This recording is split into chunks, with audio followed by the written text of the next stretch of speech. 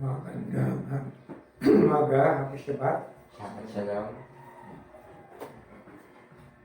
Nais kong maganda kayo ng mga lapis, arbutin, papel, para hindi kayo makalimot sapagkat mahaba ang ating pag-aaralan. At nang sa gayon ay lagi niyong maalaala, lagi niyong magunita sa inyong mga puso na tayo ay organisado at hindi tayo patsamba-tsamba sa ating pag-aaral. Kaya nga, umpisa natin sa pasimula. Sa doktrina natin, number 1 is Bible.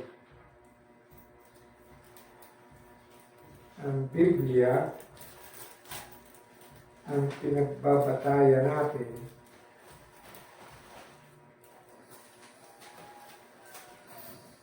sa pangangaral ng katotohanan.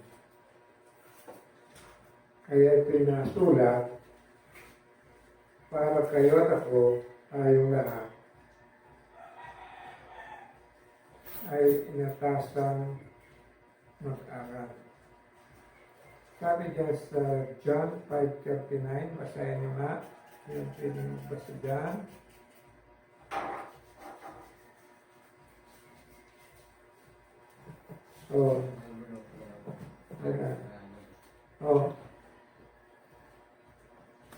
Basahin ng malakas. Basahin nyo isa pa dito. Pagsikin ninyo ako mga kasulatan, sapagkat iniisip ninyo sa mga iyon ay mayroon kayong buhay na walang hanggan. At ang mga ito ay kawalang pagkatungkol sa akin. Anong gagawin?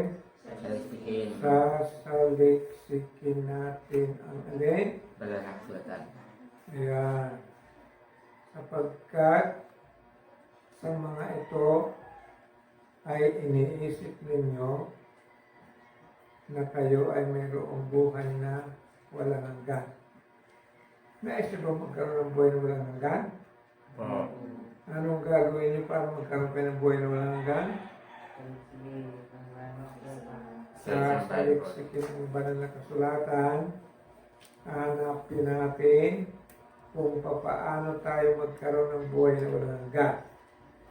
Sample, John 3:16, ano nakalagay doon? For him so loved the world that he gave his only begotten Son, that whosoever believeth in him should not perish but have an everlasting life. Okay. So sabi niya,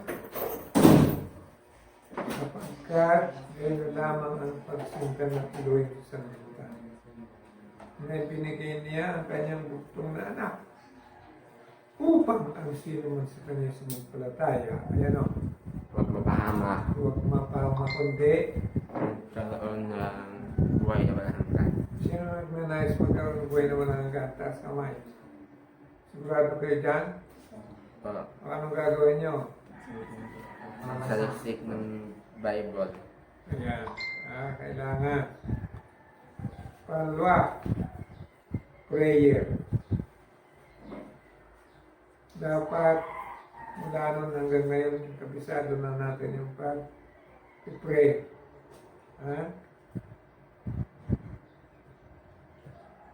Importante, marunong tayo mag-pray. Paano tayo mag-pray? Ayon dyan sa Matthew 21:22. Nakalagay dyan, 21:22 pa yung 22:21. Basa. Lahat ng mga bagay na niyong hingin sa panalangin na may pananampalataya ay natatanggapin. Ano ang procedure para madiligan natin ito panalangin? Pananampalatayanan. Sasampalatayanan natin yung ano. Ating hindi na ibibigay. Kapag halimbawa, dasal ka na lang ng dasal. Hindi mo naman sinasampalatayanan na tatanggapin mo ang iyong hinihingi. Paano bibigay yun? At natin na may mga panalangin na matagal sagutin. Ilan nga Daniel ang panalangin, paano sinasagot yun? Yes. Ha? Yes, wait, no. Yun. Sumunod. Second coming. Ang second coming, number 3, sa doctrine na din natin yan. Para hindi ninyo makakalimutan, may pinangako niya na siya ay muling Balik. babalik. John 14:1-3. Papyaw ko lang pinatalakay para mabot natin ng mga karami. Mahaba.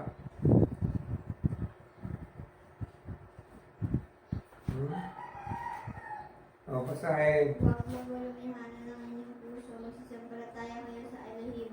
Magsisampalataya naman kayo sa akin. Sa bahay ng aking ama ay maraming tahanan. At hindi gayon ay sinabi ko sana sa inyo. Sugat ako'y paroroon upang ipaganda ko kayo ng lahang kalalagyan. At kung ako'y pumaroon at kayo'y naipaganda ng kalalagyan, ay muling paririto ako at kayo'y tatanggapin ko sa aking sarili upang kung saan ako naroon kayo maligtas. O, alam nyo na yun na pangako niya siya ay muling babalik. Pang-apat, number 4, mga tanda ng kanyang muling pagbabalik. O, magbulong sa saan pa makikita yun. Matthew 24. Specific na talata saan? Buong chapter. Bagay, basahin mo yung buong chapter. At lumabas siya sa templo at payakan sa kanyang lakad at silapit sa kanya ang kanyang mga alagad upang sa kanya pumasok mga sa templo. Dapat siya'y sumagot at sa kanya sinabi, hindi ba ganyan nakikita ang lahat ng mga bagay na ito? At siya sabi ko sa inyo, dito'y walang may ibang isang bato sa ibabaw ng ibang bato na hindi ibabagla. At samantala siya'y nakaupo sa loob ng mga malikoy na silapit sa kanya ng bukod ang mga alagad at nagsisipag sabihin mo sa amin, kailan mangyayari ang mga bagay na ito at ano ang magsutanda ng iyong pagparito at ng katapusan ng sanglibutan. At sumagot siya at sinabi sa kanila, mag-ingat kayo na huwag kayong mahilig o minuman, sapagkat marami ang magsisiparito sa aking pangalan na magsabi, ako ang Mesya at ililigaw ang marami. At makakarinig kayo ng mga digmaan at mga ligawan ng mga digmaan. Ngatan niyo na huwag kayong maglupihanan, sapagkat kinakailangan ito yung mangyayari at hindi pang wakas. Sapagkat magsisindig ang bansa laban sa bansa at ang kaharian laban sa kaharian. At magkakaguto at hihindol sa iba't ibang dako. At dapat ang lahat ng mga bagay na ito ay ang kasimulan ng kahirapan. Magagawin ibigay kayo sa kabigatian at kayo para papatayin at kayo papabotan ng lahat ng mga bansa dahil sa aking pangalan. At kung magkagayon maraming mga satigit at magkakanulo ng isa't isa at magkakapoto ng isa't isa at pagsisibangon ang maraming pulang propeta at kayo nang inigaw ang marami. At dahil sa pagsasagana ng katampasanan, ang pag-ibig ng marami lalamig, tutupot ang magtitiis hanggang sa makasi siyang maliligtas. At ipangar lang yung mga ng kalungkarian sa buong sanglibutan sa pagpapatutulog sa lahat ng mga bansa at magkagaitan ng wakas. Kaya nga pagkakita ninyo ng kasuklam-suklam sa Baynira na sinatas ko ang kawitan ng Puerto Daniel na natayo sa daong banal, kung magkakayo magsitakas sa mga bundok ang nasa Udea at ang nasa hubungan ay huwag bumaba upang lumabas ng mga paglabas ng mga bagay ng kanyang sa loob ng kanyang bahay. At ang nasa bukit ay huwag magbalik upang kumuha ng kanyang balaban na dapat sa aban na nagdadang tao na nagpapatuloy sa mga araw na yun. At magpanalangin kayo na huwag mangyari ang pagtakas ninyo pa ng Panginoon sa tawag man. Sabat kung magkakaroon ng malaking kabigat kaya na ngayon hindi pa nangyari ba't sa pasimulanan sa mga ibutan hanggang ngayon at hindi na nangyari kayo naman. Balibang paikliin ng mga araw na yun ay walang lamang makaliligtas. Dapat dahil sa mga ilang ay paikliin ng mga araw na yun. Kung magkakaroon, kung may magsabi sa inyo sino ang tao na ito ang Mesya o nariyan, huwag ninyong paniwalaan. Sapagkat may mga dito ng mga bulang propeta at mga bulang Mesya at mga bulang propeta at magpapangitan ng mga lakiyang tanda at mga kababalagan at napatiligaw kung maaari pa din ang mga hirang. Na ito ay pinagpauna ko ng sinabi sa inyo. Kaya nga kung sa inyo yung kanilang sabihin na ito siya'y nasa ilaw, huwag kayo magsilabas. Na ito siya'y nasa mga siligro, ninyong paniwalaan. Sapagkat kaya ng kidlat na kumikitas sa silangan at nakikita sa kalumuran, gayon din naman ang pagparito ng anak ng tao. Saan man naroroon ang bangkay ay doon nagkakatibo ng mga uwak. Sa pagkatapos ng kapitatian sa mga araw na iyon ay magdidilim ang araw at ang buwan ay hindi bibigay ng kanyang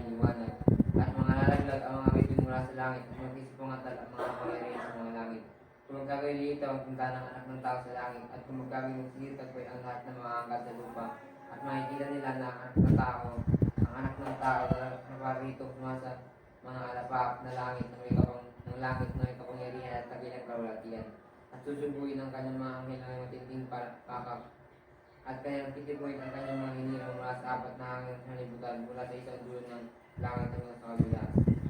Ang unang igos nga ay pag-aralan niya ang ang kanyang talinghaga. Pagkaya nanriba ang kanyang mga sanga at sumusubling ang mga dawat ay dalawan niyo na malapit ng tag-araw. Ngayon naman kayo, pagka nakakita niyo ang lahat ng mga bagay na ito, ay tasasin ninyo na siya malapit na nasa mga bigwan ng mga.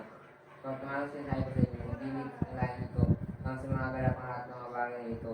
Marami rin pa ilibas sa tabutang aking mga salita ay hindi ilibas. Ngunit tungkol sa araw at oras na iyon ay walang nakakaalam, kahit ang mga nasa langit, kahit ang anak kundi ang mga lamang.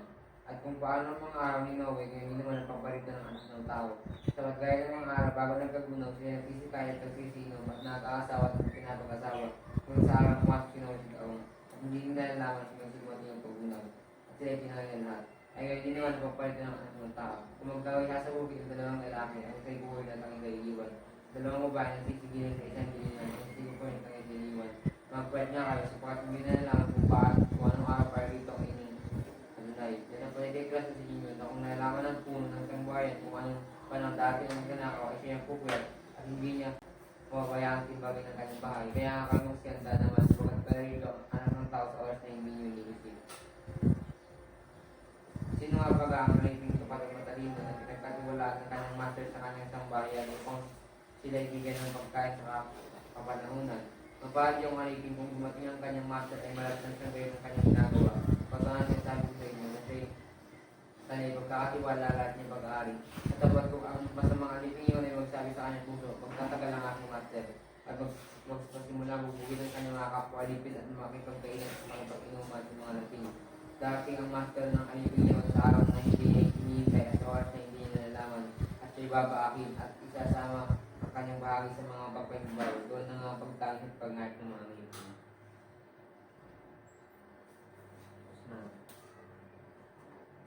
Basta, Opo.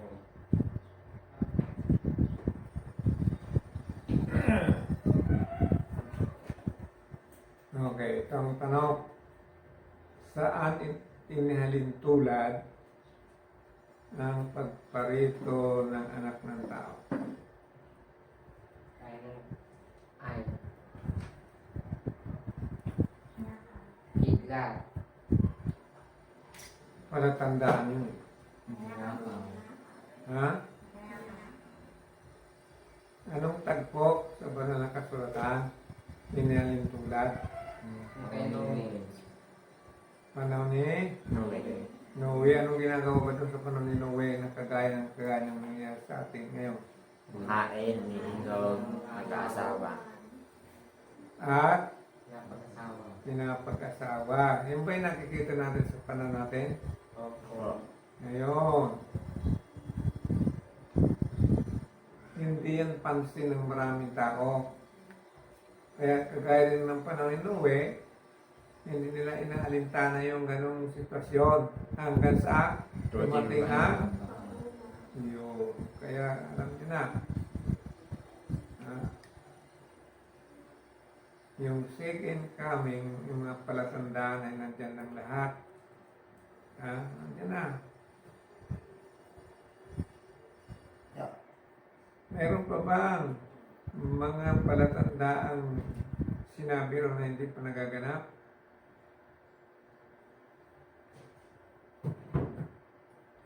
Ano sa tingin nyo? Yun lang yung ipapangalan sa buong sanglibutan, yung Ebanghelyo. Bakit yun hindi pa nagaganap po, boy? Kasi ano, yung pinapangalan ng mga dapat mangalan, yung pekeng pangalan, yung invento na pangalan. Ano pa? Daniel, ano pa kaya ang sinabi sa Matthew chapter 24 na hindi pa nangyari sa kasulukuyang panahon?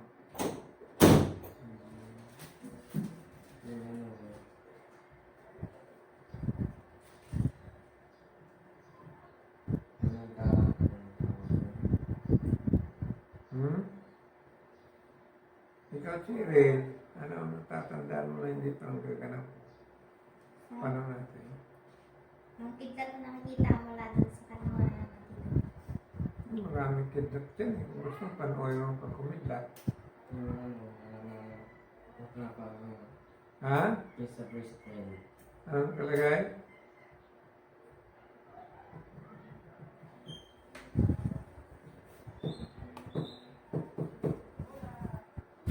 Nakarinig. Hindi niya pinapinakinggan yung sinabi ni Aaron eh. Magdidilim ang araw. Yo! Ano pa? Wala pa lang yung araw. Paghapon. Ano? Ang pilim daw ang araw, ang bituin ng mga lalaglag. At ang buwan ay hindi magbibigay ng liwanag. Itong mga ito nangyari na noong hindi pa naman yung sikid kami kasi karakarakan. Ang sabi ba sa inyo, pag karakarakan, Tapos karakarakang pagkatapos ng kapigkatian sa mga araw na yaon, ay magdidilim ang araw at ang buwan ay hindi magbibigay ng kanyang liwanag. At mga laglag ang mga bituin mula sa langit at mag-isip ang atal ang mga kapangyarihan sa mga langit. yung kapigatian na binabanggit, ano nyo? Pwede na tayong magsabi itong nangyayari sa buong mundo, kapigatian ito eh. Ano, di ba? Ha? Palagay nyo kaya? Hindi pa naman tapos. Ha? Sabi pagkatapos ng kapigkatian. Yun nga, hindi pa tapos, makatapos na yan. So, yan ang aking nasa isip. Dahil wala pa naman maliban doon sa Dark Ages, ang tagal na nangyari yun eh. Yung Dark Ages, 1,260 years na pinahirapan ng bayan ng Elohim. Katapos noon, dumating yung mga araw at ang buwan ay hindi nang... Pero matagal pa bago nagkaroon. Nagkaroon yata ng mga 18th century. Di ba 17th century yung natapos yung 1798? Magtanong ako tayo. Ba't hindi po siya dumating noon? Sa Dark Ages. Ay hindi nga Hindi yun. pa napangaral yun. Hindi yun, hindi pa na ipangaral ang... Di ba alam naman nila yun noon? Hindi pa nakarating sa iba't ibang lugar kasi pangangaral sa buong sanglibutan ang Ebanghelyo. Eh doon lang sila sa ano, Sila lang yung may anak doon. sila lang nakakaalam at saka maliit pa ang tinuturo.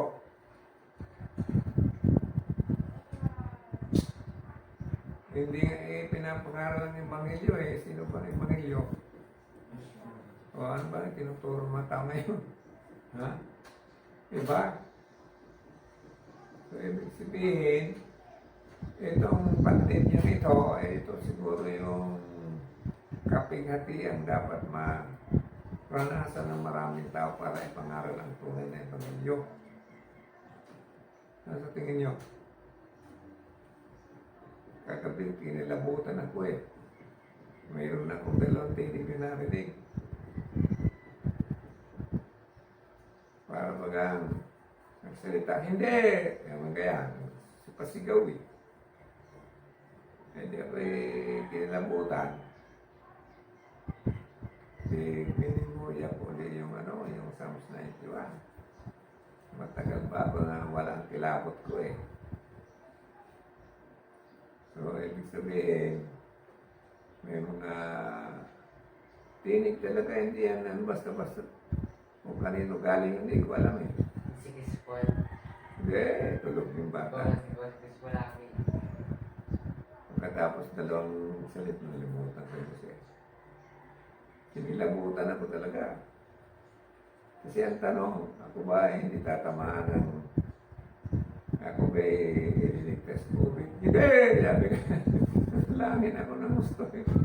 Pero mo yun, para kung kinabahan at pinilabutan mabuti. Kaya dapat tayo ay kaya pinapaulit-ulit kung memoryahin natin yon para may depensa tayo.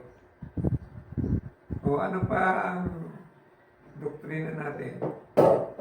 Tapos na tayo sa Bible, prayer, Pananampalataya. ayan, pananampalataya. Pagkakaisa. Paano ang pananampalataya? Basahin nyo nga kung saan.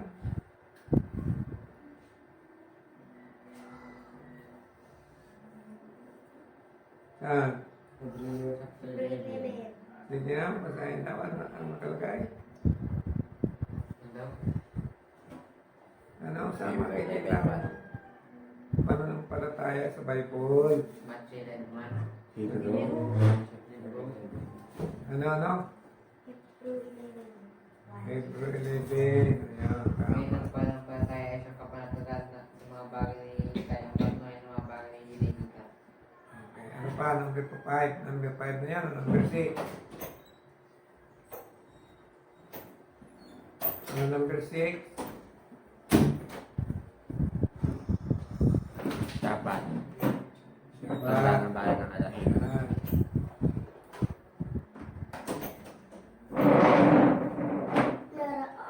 Meron na akong ipinost ngayon, araw na ito, tungkol sa pag-aralan nyo ha. Kasi Ito, lapis. maraming nag-claim, hindi umano, ay inalis na yung Ten Commandments. Ang pinag-iinitan nila yung Fourth Commandment, yung Shabbat dahil sa linggo. Pero kung iisa-isayin mo, hindi naman sila pumapatay. Hindi nila aminin sila yung magnanakaw. Hindi nila aminin na sila ay mga ngalumya. Ang talagang gusto nilang palabasin ay mawala yung taba dahil sa araw sa linggo. At ang katwiran pa nila para lamang sa mga audio yun. Pero, kayo ba'y hindi nyo nabasa na ang Ten Commandments na sa pumot nandiyan sa bagong tipan? Nabasa nyo na ba yun? Nabasa, may nagtanong kay Yashua, ano ba yung mga utos? Yun nga. Pero ang sinabi lang dun yung sa ano Yung aning. dito. Yung 1 to 4, wala.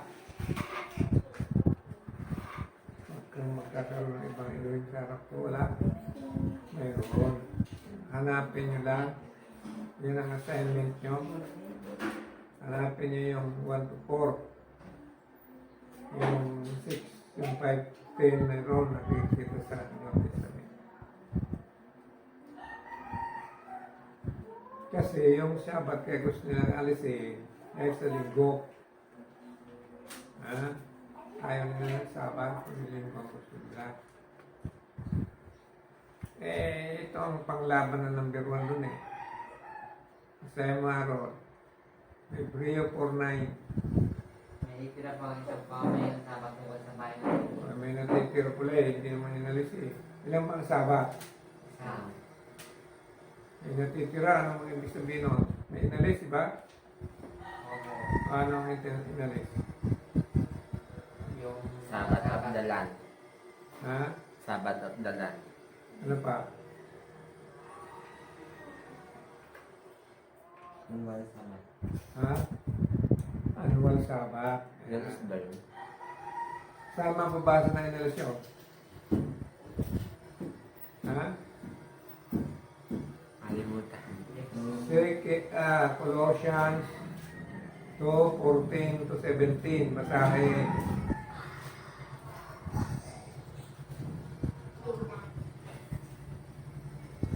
Basa.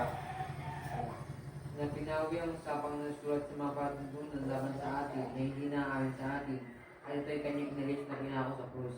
Pagkasamsam sa mga pamumukaan at sa mga kapangyarihan sa mga inilagay niya sa hayag na kahihiyan na naglalagupay siya sa kanila sa bagay nito. Sino man ngayon umata sa inyo tungkol sa pagkain at sa pag-inom o tungkol sa kapistahan o bagong buwan o araw ng Sabat. Sa isang kanino ng mga bagay na magsisilip ko ito ang tawag sa inyo. Ang tanong, hindi ba inalis ang Sabbath yan? Ha? Ang sasabihin nyo, aling Sabbath ba ang inalis dito at pinako sa cross? Yung bang ikaapat na utos?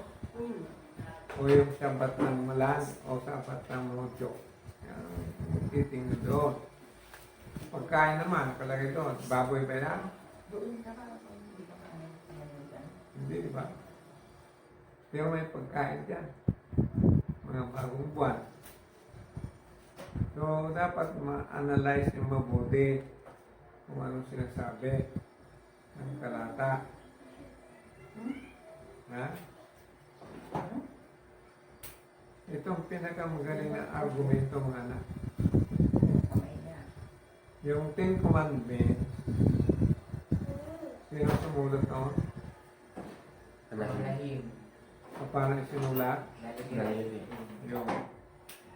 Yung mismong Elohim na gumawa ng langit at lupa, isinulat niya yun doon sa tapyas na bato. Ha? So, hindi yan pwedeng alisin eh. Kaya nga sabi, may natitira pa nga isang pamayangang Shabbat o sa bayan ng Israel. So, ito ngayon ang gusto kong pag-aralan nyo. Hebreo 8, 9, tuloy-tuloy. 9, 10, 11, 12, yan. Basahin niya yan. Para makabasa niyo.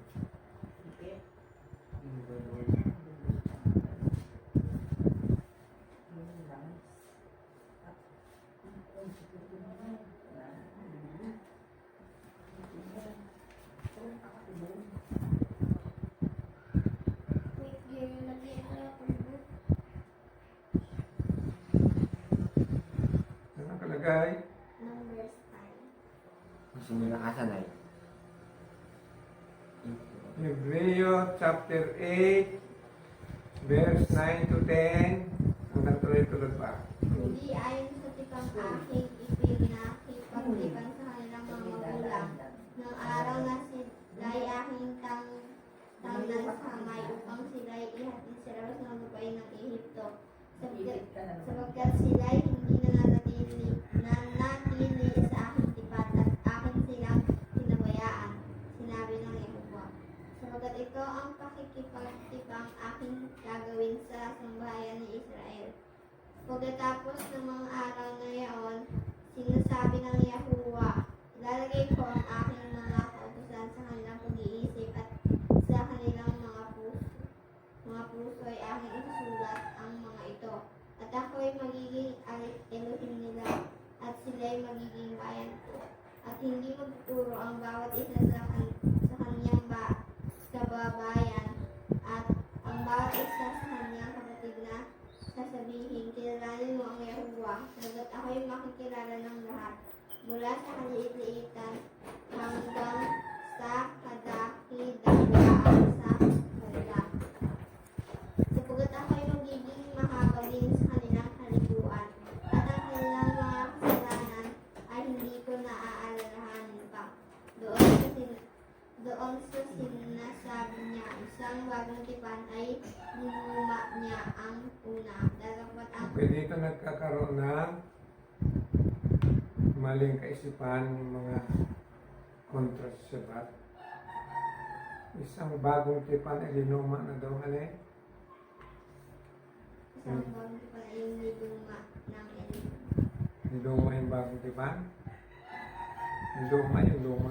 Ang pinagbabatayan nila ng luma at bagong tipan, yung Ten Commandments, ay yung Old and New Testament. Pag sinabi bang tipan, yung ba yung sabihin, no? So, yung lumang tipan, Old Testament, hindi na nila tinatanggap yan, yung New Testament na lang. Pag-aralan na natin kung ano yung tipan. Yung yung tawag doon. Ano? Basahin. Deuteronomy 4:13. Ano nakalagay dyan?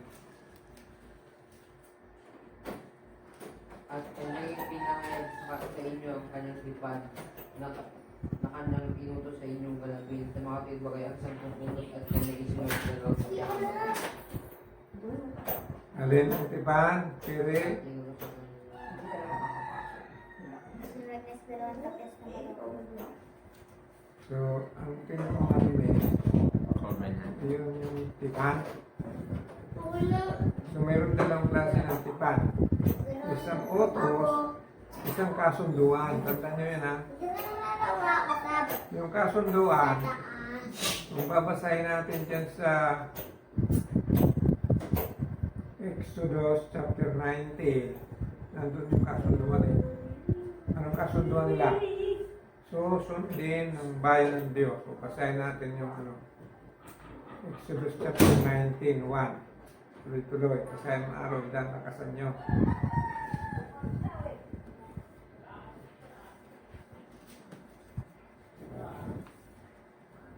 Exodus chapter 19. Makikita mo yun dyan kung saan sila nagkasunod. Tatlong buwan, pagkatapos na ang mga anak ni Israel ay makaalis sa lupain ng Ehipto, ay dumating sila ng araw din niyon sa ilaw ng Sinai. At nang sila'y umalis sa Refidim at dumating sa ilang ng Sinai, ay humantong sila sa ilang at dooy humantong ang Israel sa harap ng bundok. At si Moises ay lumapit sa Elohim at tinawag ng Yahuwah siya mula sa bundok na sinasabi, ganito mo sasabihin sa sambahayan ni Jacob at sasaysayin sa mga anak ni Israel.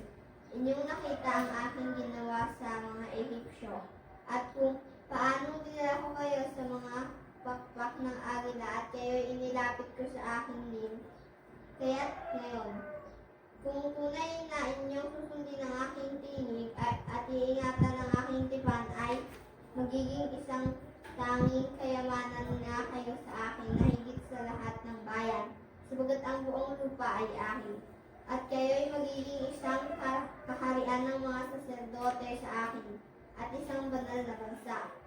Ito ang mga salita na inyong sasalitaan sa mga anak ng Israel.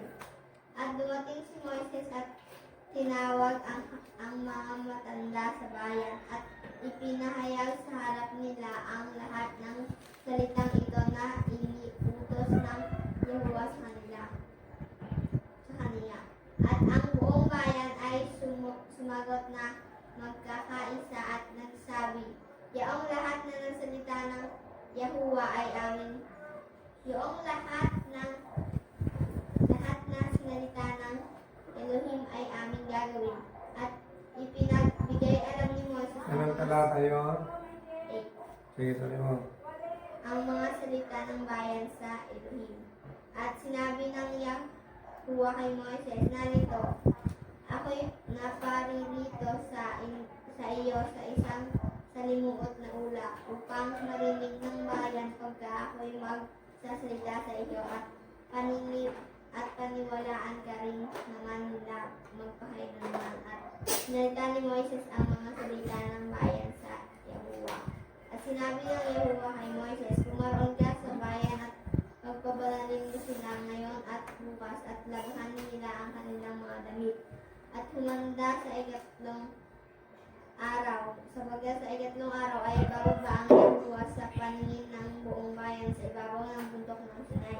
At lalagyan mo ng mga... Okay, ganito na. Sinabi ni Yahshua kay Moises ang kanyang mga panukala. Sabihin sa Israel yung pagsunod. So, nakipagtipan ang Elohim sa bayan ng Elohim sa pamamagitan ni Moises. Yan yung tipanan, kasunduan, pagsunod. Intindihan niyo ba kayo? Hindi. Yung pagsunod. So sabi niya, sa ikatlong araw ay bababa ako. So ano yung ipasusunod? Yun yung Ten Commandments. Tipan din ang tawag. Pero yung tipanan, iba sa tipan. Intindihan niyo ha? Halimbawa, mayroong dalawang kasintahan.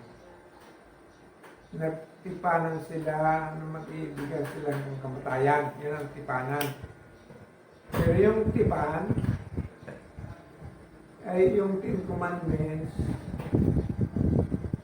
Tipan ng yun. Basahin natin yan sa Jeremiah chapter 31. Hanapin niyo yan dyan. Sabi niya, ako'y gagawa ng panibagong pagtipan. Hanapin niyo dyan. Jeremiah 31-33 yata.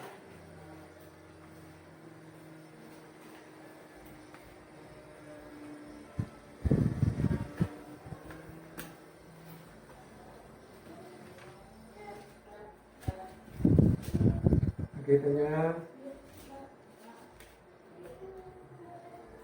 33, 35. Nandiyan lang yan.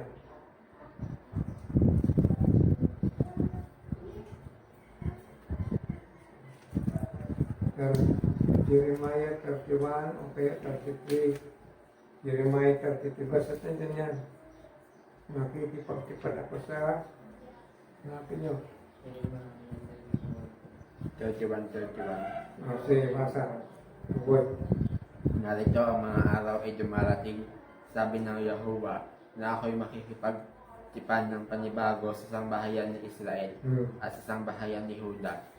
Hindi ayon sa tipan na ipinakipagtipan ko sa kanilang mga magulang sa araw na aking kinuha sila sa pamamagitan ng kamay upang ilabas sila sa lupain ng Ehipto, na ang aking tipan ay kanilang sinira.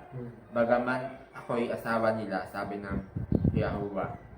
Kundi ito ang tipan na aking ipakikipagtipan sa bahayan ni Israel. Pagkatapos ng mga araw na yaon, sabi ng Yahuwah, aking itatala ang aking kautusan sa kanilang kalooban at aking isusulat sa kanilang puso, at ako'y magiging kanilang alahim at sila'y magiging aking bayat. At hindi na magtuturo bawat isa sa kanila sa kanyang kapwa at bawat tao sa kanyang kapatid, na magsasabi, iyong kilalanin ang Yahuwah, sapagkat makikilala nilang lahat ako mula. Ganito yun ha. Siya ay makikipagtipan ng panibagong pagkikipagtipan sa sambayan ng Israel, ang bayan ng Israel. Paano gagawin? Ilalagay niya ang kanyang kautusan saan? Sa kanilang mga puso at isip. Ngayon, punta natin ang Hebreo 8. Anong binasa mo kanina? 8, 10 to 13 ba yan? 9 to 12. Sige.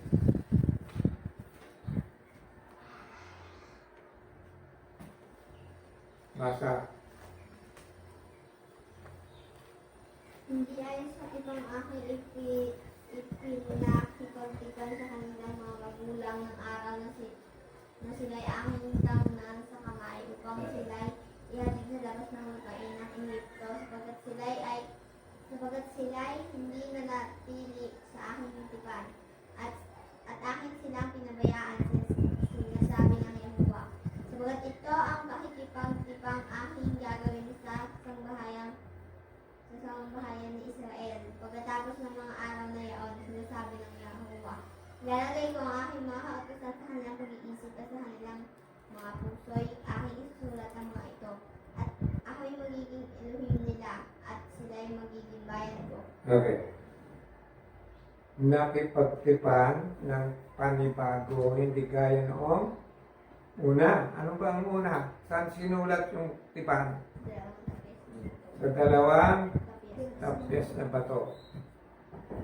Ang panibago, ilalagay sa isip at puso.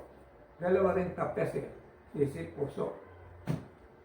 Para hindi na nila makalimutan. Kaya kung ikaw ay may totoong pakikipagtipan sa Elohim, hindi mo makakalimutan ang alin. Utos. Ang kanyang mga utos ay bakit sinisira nitong mga hindi nakakaalam, wala na raw. Ay nilagay na nga yan para hindi mo makalimutan. Kaya para kanino ba yung tipanang ito? Para sa bayan ng Elohim. Kung hindi ka bayan, hindi ka kasama sa tipanang ito. Kasi ayaw mo ng tipan. Natatanda nyo na? Maliwanag na ba? Po. O paano nakikilala ang bayan ng Iloilo sa kanyang panahon? Hello? Kapag Ha? nangilin ng tunay na Shabbat. Yun, ang tama, nangingilin. Pag hindi nangingilin, Hindi ba yun? hindi bayan ng Iloilo. Kaya kailangan mga anak, mangilin tayo tuwing Shabbat. Wala nang maraming excuses. Pagdating ng Shabbat, nandito tayo nakikipagsipan. Ha? So, ngayon, hanggang dyan lang muna tayo kasi tanghali na baka mainit si Buboy. Manda na kayo doon. Second service. Kailangan ang ating napag-aralan ay hindi natin ito makakalimutan. Sapagkat napakalaga ng tipan ng Elohim. Ha? Kapag kinalimutan nyo ang tipan, ang Shabbat, makakalimutan kayo ay bayan ng Elohim. Sapagkat ang Elohim ang siyang nakipagtipan sa atin. Hindi tayo nakipagtipan siya mismo.